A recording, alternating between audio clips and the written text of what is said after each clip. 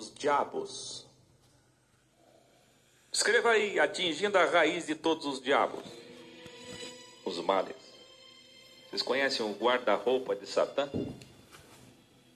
Você vai achar que é brincadeira essa imagem da revista super interessante, mas ela é real. Hoje eu vou mostrar para vocês quando é que o diabo nasceu.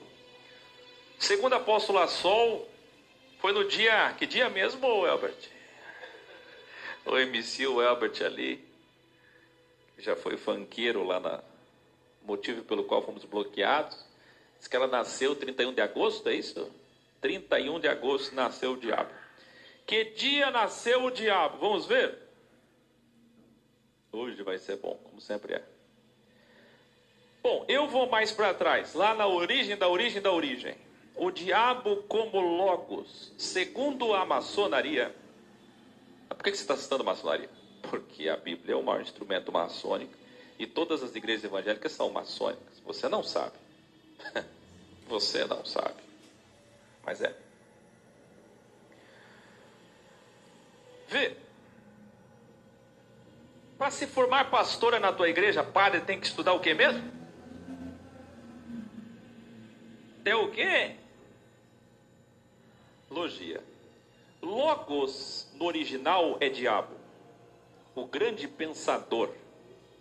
Demônio no original é espírito inteligente, sempre associado à ciência, ao conhecimento, ao entendimento. Você entendeu? Porque a primeira serpente trouxe ao homem o raciocínio. A cabala mística faz só uma metáfora dentro da mitologia judaica sobre Lilith, Adão e Eva, e aí traz que o fruto é o sexo. Aí William Branham, levado pela Adonep, você conhece a Adonep? A junção de todos os pastores mais poderosos, empresários dos Estados Unidos e do Brasil. A Adonep, que financiou o profeta William Branham do Tabernáculo da Fé, o fez acreditar que esse é o sentido.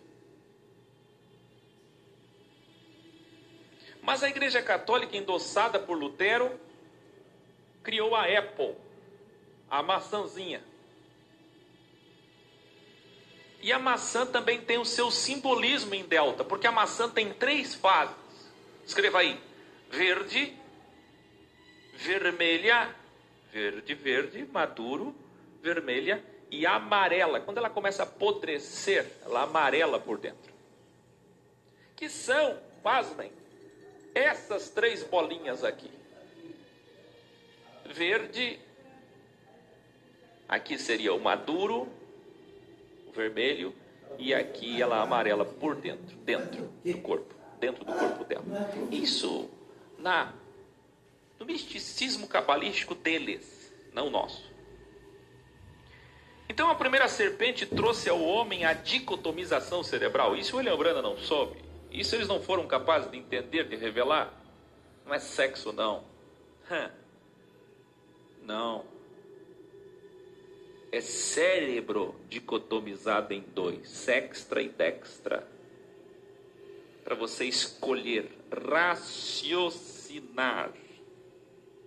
E esse raciocínio, que dualidade é escolha, dualidade é liberdade, dualidade é livre-arbítrio. Você é o árbitro do jogo. Você apita se quer fazer o bem ou apita se quer fazer o mal. Você decide. Esse arbítrio é chamado de fruto da árvore. Olha os frutos atrás de mim aqui. Esses são os frutos. E essa é a Logos. E essa é a primeira serpente. Então escreva aí: o diabo é o Logos, de logia. Todo conhecimento é a primeira serpente. Eu tenho uma oportunidade para você. Eu quero que você seja meu sócio e ganhe junto comigo, sem precisar investir em nada. Eu vou te oferecer uma estrutura e um método. Conhecimento é a primeira serpente. Olhando assim, o que parece? Vamos satanizar esse negócio. A Assembleia de Deus de 1910 até 1980 satanizou o conhecimento. Teologia? Não, aqui não. Na Igreja Batista, aquela igreja mundana. Na Presbiteriana, aquela igreja mundana. Na Metodista, aquela igreja mundana. Aqui na Assembleia de Deus, não. Na congregação cristã, não. Aqui na Deus e Amor não entra teologia. Até que não resistiram. E se transformaram um dos principais na sua CPAD. Eu estou falando aqui da Assembleia de Deus? Eu não. Eu estou falando de todas as denominações. Você conhece a IEQ? Quadrangular? Pois é. Eles também têm seu curso teológico. A sua igreja tem, todas têm. Que é o corpo docente pedagógico que estipula o livrinho da escola sabática, o livrinho da catequese, o livrinho da escola dominical, os livrinhos do profeta, os livrinhos da profetisa. É eles que determinam, não é? Pois é, todo esse conhecimento vem de lá, o Logos. O Logos é o diabo. Revelare.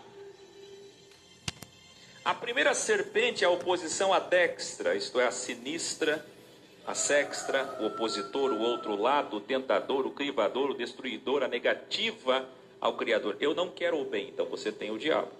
Logos é luz, é inteligência, é pensar e decidir. O homem tem a possibilidade de pensar o que a igreja, através do sistema religioso, fez e faz.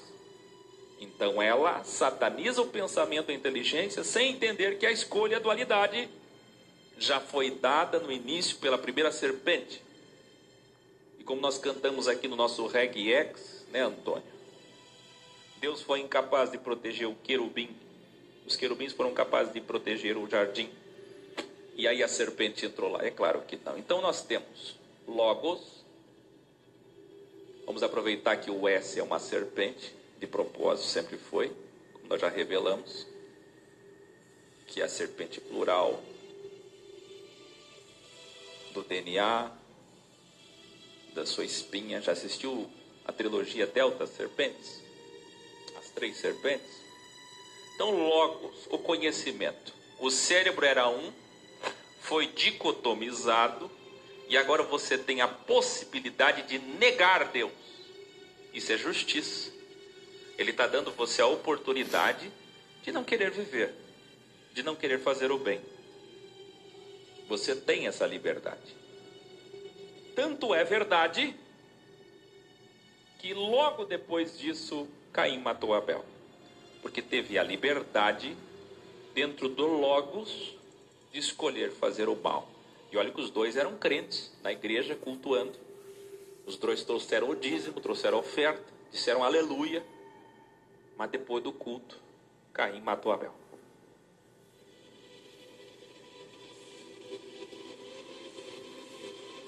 Entendeu?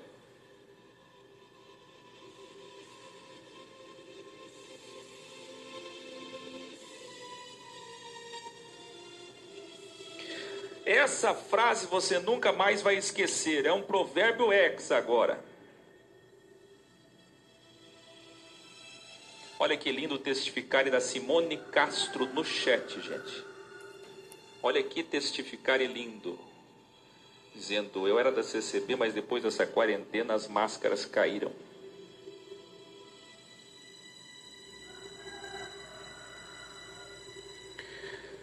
Todos escrevendo aí, o homem se ergue com aquilo que o fez cair.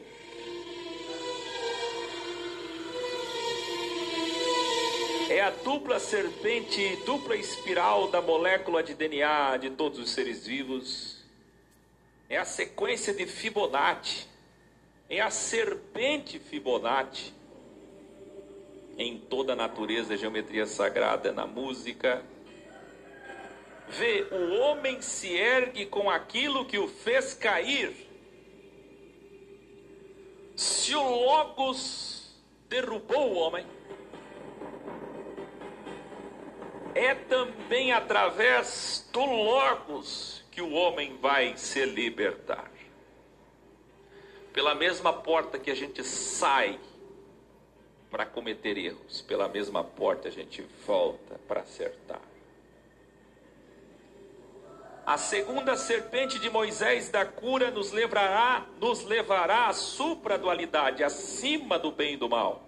Isto é símbolo, isso é Deus, isso é Bíblia. A Bíblia fala do Deus de Azaziel, o Deus que mandava, o teu Deus. Mandava um bode para expiação dos pecados do povo, no calor escaldante do deserto. O Deus de Deuteronômio 28, de Levítico, de Deuteronômio, todo, que eu espero que você tenha lido, porque se um crente ler só a Torá, só o Pentateuco, vai conhecer Deus. É que você nunca leu, ou leu cegamente, sem questionamento, sem raciocínio. Dos muitos símbolos do tabernáculo, você não viu o Deus dos símbolos? Essa querida aluna me perguntou sobre símbolos na minha mesa, símbolos de maçonaria, símbolos. Ontem nós mostramos aqui a diferença entre os símbolos de Deus e os símbolos do homem. Mas primeiro é de Deus. Deus é um Deus de símbolos. O seu corpo todo é símbolos, a natureza é, o mundo macroscópico é, microscópico é, mas, e mesmo diante de tantas evidências, vocês vão satanizar a simbologia. Por que ainda vão satanizar? Por quê? Por que isso acontece? Porque o sistema religioso desconhece que o cérebro é a árvore da vida no formato de cabala, e através do cérebro, o tempo da alma, que devemos, através da sabedoria, Sofia, vencer o mal. Sem evolução não há vitória sobre o diabo, o ego, o mal. Sabe como que você vence o mal? Da mesma forma que você caiu. Se você caiu no logos do raciocínio, da razão, do intelecto, escolhendo errado, você vai voltar lá para escolher o que é certo. Não se vence o mal com emoção, com misticismo. Iluminari. Então vamos desmistificar isso hoje para sempre, erradicando seus medos e libertando você dessa prisão mental. Está preparado? Asmodeu, Beuzebu, Azazel, Belial. Esse foi o nome dele para os hebreus.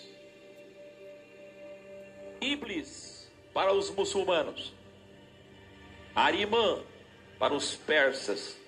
Rabudo, tinhoso, beiçudo, pai da mentira, o cão, o chifrudo, capiroto para os brasileiros.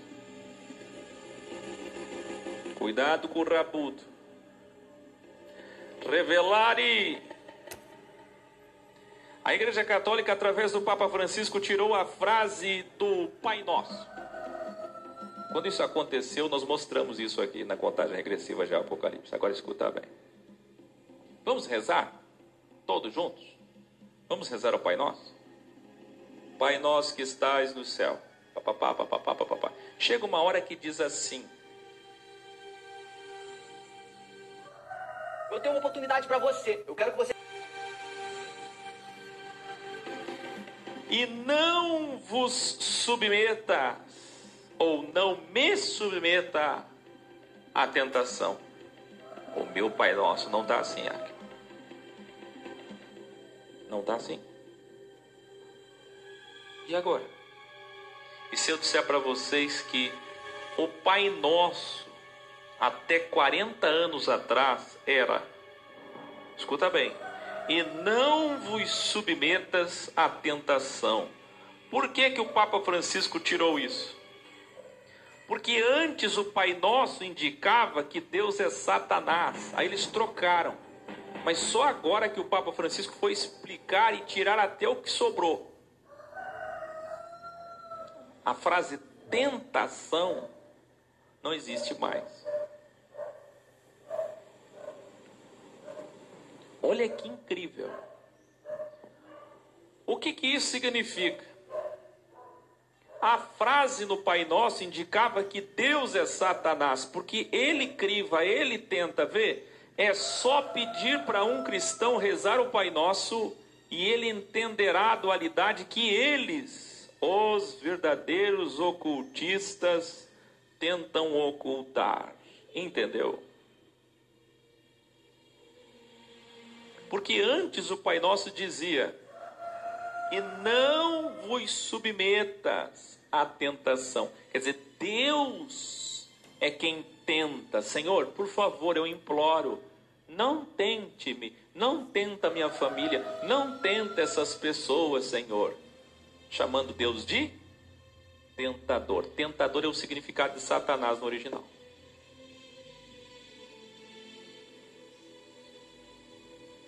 Mas eles cantam na missa do galo louvando a Lúcifer.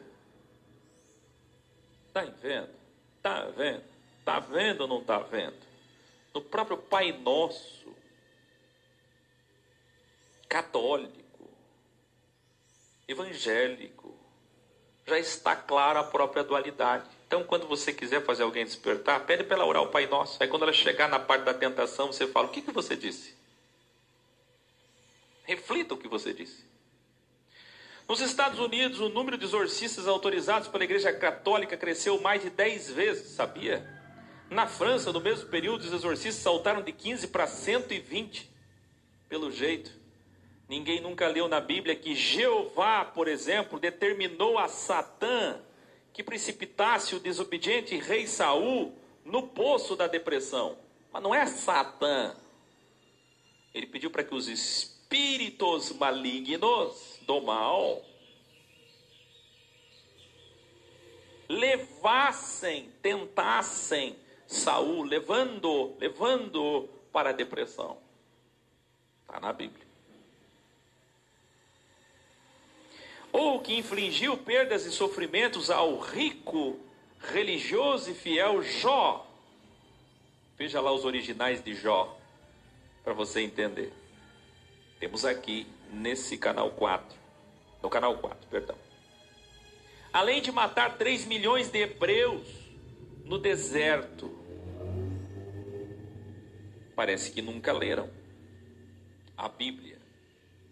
A maioria do judaísmo que conhece os originais nunca acreditou em Lúcifer ou diabo. Não. Isaías 14, Ezequiel 27 nunca foram. Rei de Tiro, rei da Babilônia. Tudo isso está lá no rodapé da Bíblia de Jerônimo. É só ler. Mas a elite judaica criou os príncipes de demônios, e é daí que chamaram Jesus de curandeiro, aquele que faz milagres e exorciza sob o poder de Beelzebu. Beelzebu aqui é encarado como um título de Satanás, mas não é. Ele estava falando dos arquétipos, dos príncipes de demônios, chefes de demônios, são vários chefes. Mas aí, para quem não entende de Bíblia, vai achar que está falando de Satanás. Então chamaram ele de herege satanista, e foi quando Jesus disse: essa blasfêmia não tem perdão. Porque uma pessoa bem intencionada que faz o bem em nome de Deus, do bem, da verdade, da luz, quando ela sofre a ilação, a calúnia, como Jesus sofreu, é uma blasfêmia sem perdão. Depois do primeiro século, quando os fariseus foram destruídos em 70 depois de Cristo, o Beelzebu deixou de ser tão citado no judaísmo. Olha que interessante. O único período, mesmo que Beelzebu significasse príncipes de demônios, mas o único período que se falava muito em Beelzebu, Belial, Baal, era esse período que Jesus chegou na terra. Há 2000 anos, durante aí mais ou menos, é por conta vocês sabem, 200 antes de Cristo, vocês devem lembrar, né? Surgiram os rabinos e as sinagogas, não existia a Septuaginta, os 72 rabinos que fizeram a Bíblia, 200 antes de Cristo. E isso foi até 70 depois de Cristo. Quer dizer, nós tivemos aí mais ou menos 270 anos de um judaísmo farisaico, legalista, que satanizava, que perseguia. E depois a gente voltou nesse tempo de trevas na Inquisição, agora em nome de Cristo, através do cristianismo. Você entende isso? Crédito digital da Ecoval.